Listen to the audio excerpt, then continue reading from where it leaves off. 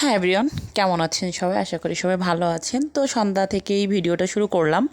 তো সন্ধ্যা হচ্ছে রিয়নের জন্য নাস্তা বানাবো আমি।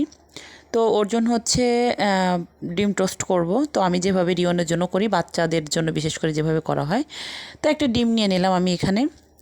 নিয়ে নেবো লবণ, পরিমাণ মতো চিনি, আর হচ্ছে নিয়ে নেবো একটু দুধ দিয়ে ভালো করে হচ্ছে মিক্সড করে নেব। তো একটা কিন্তু একটা হেলদি খাবার এবং বাচ্চারা অনেক পছন্দ করে, বিশেষ করে আমার রিয়ন অনেক পছন্দ করে, এবং এটা বাচ্চাদের স্বাস্থ্যের জন্য ভালো। তো আমি মাঝে মাঝে এটা করে দিই। তো অনেক সময় সকালেও করে দিই, সন্ধ্যায় করে দিই, আজকে সন্ধ্যায় করে দিয়েছিলাম।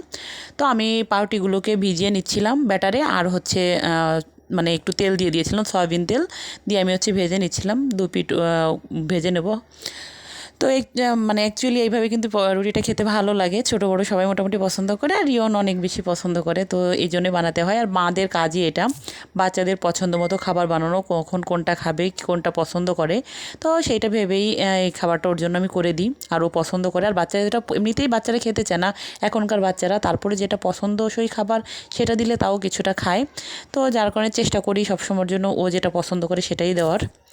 তো আমি হচ্ছে যে পাউরুটিগুলো ভালো করে ভেজে নিচ্ছিলাম। তো অ্যাকচুয়ালি ভাজা হয়ে গিয়েছে। এখন হচ্ছে আমি নামিয়ে নেব। একটু কড়া করেই ভেজেছি। তো যতই কড়া করে ভাজি না কেন, রুটি কিন্তু অনেক ভালো সফট হয়। তো 4টা রুটি ছিল, বেশি নেই। তো 4টাই ভাজলাম। রিয়ন যদিও খায়নি, বাসায় সবাই একটু একটু খাওয়া হয়েছে। রিয়ন একটা, আর একটার অর্ধেক খেয়েছিল। ও একটা দুইটা এরকমই খায়, মাঝে মাঝে অর্ধেকও খায়, একটার এরকমটাই খায়। তো রুটিগুলো হচ্ছে আমি ভেজে তারপরে হচ্ছে আমি থালাবাটিগুলো সব ধুয়ে নিচ্ছিলাম। তো অ্যাকচুয়ালি আমরা কিন্তু মানে সকালের খাবারের পরে থালাবাটিগুলো ধুয়ে ফেলি, আবার দুপুরের পরেও থালাবাটিগুলো ধুয়ে ফেলি, তারপরেও বুঝি না এত থালাবাটি কোথা থেকে হয়। এখন সামান্য একটু কাজ করেছি, দেখলাম টুকটাক করে অনেক থালাবাটি হয়ে গিয়েছে। তো আমি ধুয়ে নিচ্ছিলাম। বিশেষ করে আমি মা আসার পর থেকে আমাকে অ্যাকচুয়ালি এত কাজ করতে দেয় না, আর ঠান্ডার কাজগুলো তো মা আমাকে করতে দিতে চায় না। তারপর যখন আমি পারি একটু করে দিই, কারণ মা তো একটা মানুষ। আর মা থাকলে অ্যাকচুয়ালি অনেক কাজই আমার করতে দেয় না, দেখা যায় আমি দেখার আগে মা করে ফেলে। তো যখন আমিও সময় পাই আমিও টুকটাক করে একটু কাজ করে দিই আর কি। তো থালাবাটিগুলো সব আমি ধুয়ে নিচ্ছিলাম। মা আবার রান্না করবে রাতে। তো মা রান্না করবে হচ্ছে কই মাছ ভাপা করবে। তো ভাবলাম যে এই নাস্তাটুকু আমি বানিয়ে দিয়েছি এবং আমি একটু ধুয়ে দিই, মা হচ্ছে রান্নাটা করে নেবে। তো মাছটা ভিজিয়ে রাখা ছিল বেসিংয়ে।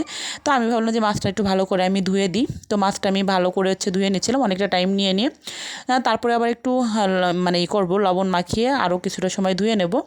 তো আমি সব মাছই দেখা যায় অনেকটা টাইম নিয়ে ধুয়ে নিই। আর মাছটা অ্যাকচুয়ালি যত বেশি ধোয়া হবে ততই ভালো হবে, মানে খেতে ভালো হবে স্বাদটা। এটা আর কি সবাই বলে আর কি, আমি জানি না। তো আমি হচ্ছে মাছগুলো আজকে সকালে ওর বাবা কই মাছগুলো নিয়ে আসছিলো, কেটে ফ্রিজে রেখে দেওয়া হয়েছিল। তো রাত্রে মাছটা মা বললো কি যে যেহেতু আজকে মাছটা আনা হয়েছে, সেহেতু আজকে একটু হাতে মেখে রান্না করে দিই। তো আমি হচ্ছে মাছগুলো ধুয়ে রেখে আমি হচ্ছে টিভি দেখতেছিলাম, ফোন চাপতেছিলাম। তো এর ভিতরে আবার মা আমি পরে এসে দেখলাম যে মা রান্না বসিয়ে দিয়েছে। ভেবেছিলাম রেসিপিটা শেয়ার করব, কিন্তু অ্যাকচুয়ালি হয়নি। তো মা হচ্ছে মাছটা কীভাবে রান্না করছে আমি তোমাদের একটু বলে দিই। তো মা হচ্ছে আমরা যেসব মশলা আর কি দিই, তো জিরা বাটা, তারপর হচ্ছে রসুন বাটা, তারপর হচ্ছে পেঁয়াজ বাটা দিতে পারো, তারপরে হচ্ছে তোমার এখানে চাইলে সরিষা বাটাও দেওয়া যেতে পারে, লবণ, হলুদ, তারপরে মরিচ বাটা, পরিমাণ মতো সব মশলা আর কি, যে মশলা দিয়ে তোমরা মাছগুলো বিশেষ করে খাও সব মশলা দিয়ে বেশি করে সরিষার তেল দিয়ে মাছটাকে মাখিয়ে নেওয়া হয়। মাখিয়ে কিছুটা সময় রেখে দেওয়া হয়। তারপরে হচ্ছে মাছটাকে মানে কড়াইটা গরম করে একটু তেল দিয়ে মাছটাকে দিয়ে দেওয়া হয়, দিয়ে ভালো করে হচ্ছে অনেকটা টাইম নিয়ে একটু কষানো হয়, ডেকে ডেকে অল্প জালে মাছটাকে কষানো হয়। তো কষানোর পরে হচ্ছে এই যে পরিমাণ মতো একটু ঝোল দিয়ে দিচ্ছিল মা। মানে আমাদের বাসায় আগে যখন রান্না করতো তখন কিন্তু কষানোর পরে অল্প একটু জল দিয়ে মানে ঢাকা দিয়ে আস্তে আস্তে রান্না করতো। কিন্তু রিয়নের বাবা যেহেতু ঝোল পছন্দ করে, সেহেতু হচ্ছে মা বললো, আমি বললাম একটু ঝোল দাও, একটু ঝোল দিয়ে জাল করে একটু গামাখা করে মা হচ্ছে নামিয়ে নেবে। তো এই যে ঝোল দিয়ে মা হচ্ছে জাল করে নিচ্ছিল।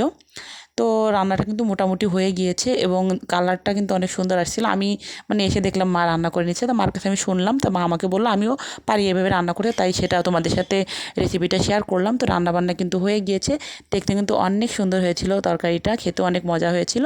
তো আজকে ভিডিওটা এই পর্যন্ত। সবাই ভালো থাকবেন, সুস্থ থাকবেন। যদি নেক্সট পারি মানে রেসিপিটা আপনাদের সাথে আমি শেয়ার করব।